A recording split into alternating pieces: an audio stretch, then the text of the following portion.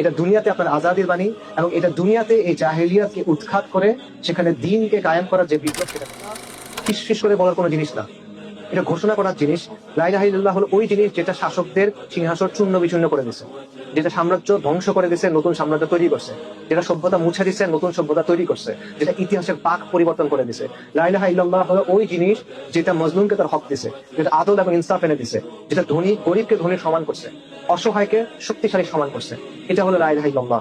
এবং এই কারণে যুগে যুগে এটা বিরোধিতা হয়েছে, এই কারণে এটার গুরুত্ব এত বেশি, এই কারণে এটা আঁকড়ায় ধরে থাকা, সত্যিকার অর্থে আঁকড়ায় ধরে থাকা এতটা কঠিন। এবং এটার জন্য এত বড় পুরস্কার আল্লাহ বলছেন। কোন পুরস্কার বলেন?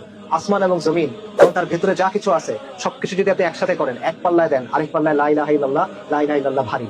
আসমান এবং জমিন একসাথে করে একটা লোহার আংটি যদি করা হয়, লা ইলাহা ইল্লাল্লাহ সেটাকে ভেঙে ফেলবে।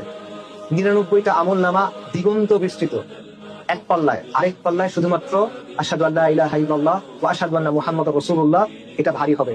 এই জন্য এত পুরস্কার এটার জন্য। আর কারো কর্তৃত্ব নাই, আর কারো রাজত্ব নাই, আর কারো সার্বভৌমত্ব নাই, আর কারো মুলকিয়াত নাই, আর কারো কথা চলে না, আর কারো কথা মানার কিছু নাই। একমাত্র কর্তৃপক্ষ, একমাত্র সার্বভৌম সত্তা, একমাত্র মালিক, একমাত্র ইলাহ আল্লাহ আযজা ওয়া জাল্লা। লা ইলাহা ইল্লাল্লাহ। এটা আপনার নাজাতের বাণী, এটা দুনিয়াতে আপনার আজাদির বাণী, এবং এটা দুনিয়াতে এই জাহেলিয়াতকে উৎখাত করে সেখানে দিনকে কায়েম করার যে বিপ্লব, সেটার বাণী।